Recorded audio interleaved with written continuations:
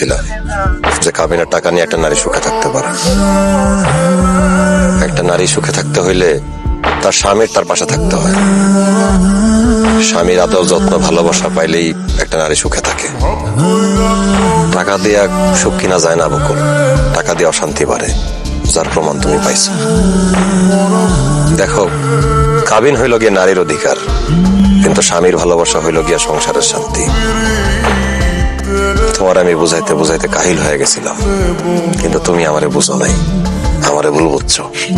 তুমি ঠিকই কইছো, আমি তখন না বোকা ছিলাম। আমি ভাই বাবের কথার পাল্লায় পইরা তো বড় একটা পাপ করে ফেলছি। কিন্তু এখন আমি বুঝি আমি তোমার লগে কি করছি, আর উচিত হয় নাই। আমার কাবিনের টাকা আমারে সুখ দিতে পারে নাই, আমার কাবিনের টাকা আরো আমারে ধ্বংস করছে, আমার সুখের সংসারটা ধ্বংস করছে। অথচ আমি যদি কাবিনের টাকা না নিয়া তোমার সাথে সংসার করতাম, তাহলে আমি কত সুখে থাকতাম, আমার আজকে এই অবস্থা হইতো না। তুমি কি বিয়া করছো শাহিন?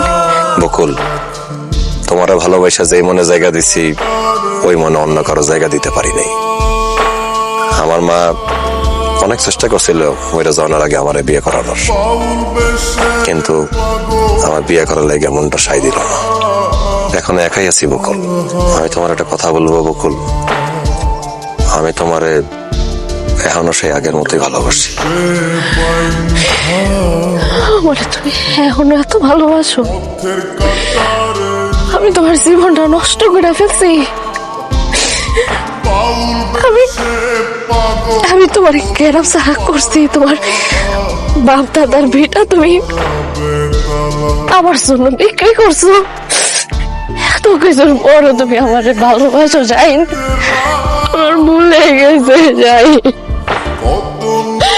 আমি তোমার লোক অনেক বড় অন্যায় করে ফেলাইছি যাইন, আমি অনেক বড় অন্যায় করে ফেলাইছি। তুমি আমার মাফ না করলে আমি মইরাও শান্তি পাবো না। যাইন, আমার মাফ করে